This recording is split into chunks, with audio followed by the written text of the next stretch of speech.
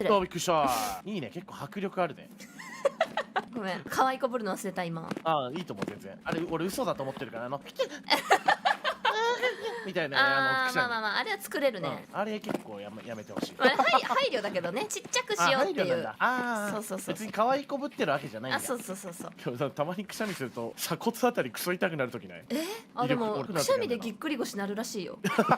そうなんだ。うちの V スポのトトチはくしゃみでぎっくり腰になった。それ威力が強すぎてとかではなくて普通に。いやトトチからさすがに爆風みたいなくしゃみ聞きたくないな。そうだよね、そういうタイプじゃないよね。普通にクチュンで多分あったんだ。うん。